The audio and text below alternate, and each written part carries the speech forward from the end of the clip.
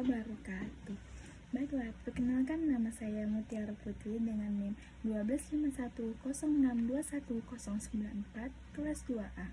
Pada kesempatan kali ini saya akan menyampaikan hasil observasi dan review kelas yang berada di SDN 169 Pekanbaru yang terdapat di Jalan Merpati Raya nomor 3, Komplek Perumahan Gria Nusantara Sidomulyo, Kecamatan Napoleon Damai, Kelurahan Berhantian Merpoyan, Kota Pekanbaru, Riau. Jadi, formasi yang digunakan pada kelas ini adalah formasi tradisional.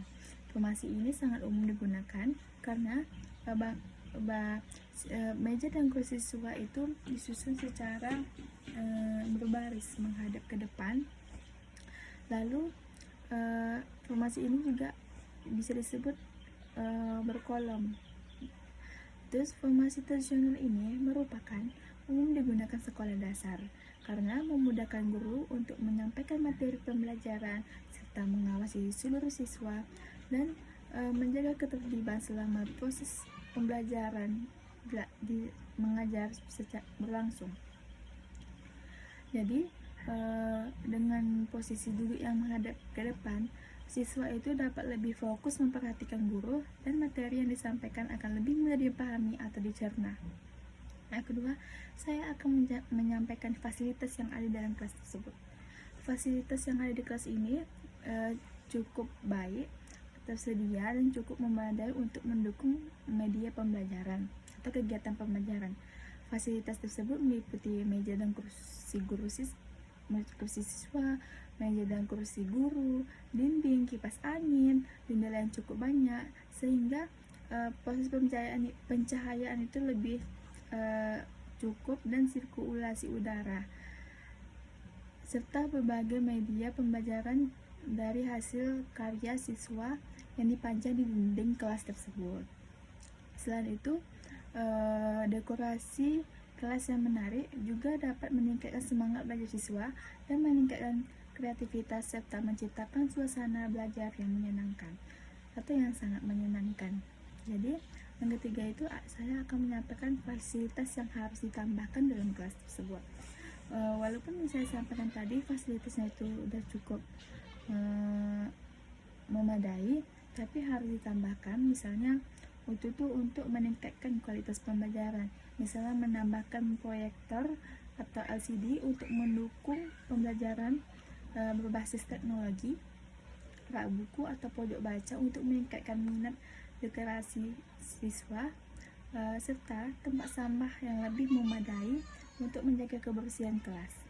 Dan selain itu, penggunaan media pembelajaran digital juga dapat membantu siswa memahami materi dengan lebih mudah dan menarik. Yang keempat itu, saya akan menyampaikan tanggapan terhadap kelas. Menurut saya, kelas yang saya observasi itu memiliki suasana yang nyaman dan cukup kondusif untuk kegiatan belajar dan mengajar. Ruangan terlihat bersih, rapi, nyaman, dan memiliki pencahayaan yang baik karena banyaknya jendela di dalam kelas tersebut.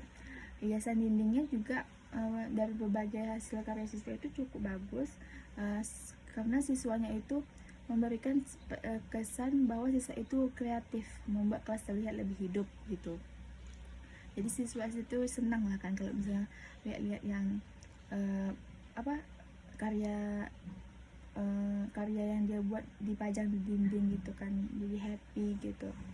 Lingkungan kelas yang nyaman seperti ini dapat membantu meningkatkan motivasi belajar siswa, namun pemanfaatan teknologi dalam pembelajaran masih perlu ditingkatkan agar proses belajar mengajar menjadi lebih efektif sesuai dengan perkembangan zaman. Jadi perlu ditingkatkan kan, misalnya tadi kan proyektor LCD-nya nggak ada, jadi harus ditingkatkan gitu, berbasis teknologi gitu kan sebagian tuh kayak adalah SD itu yang belum meningkat lah kan proyek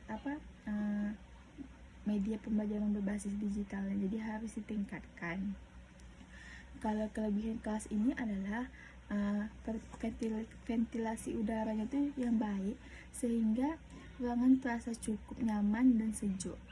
tata letak meja dan kursinya itu teratur memudahkan guru untuk mengelola kelas dan mengawasi siswa.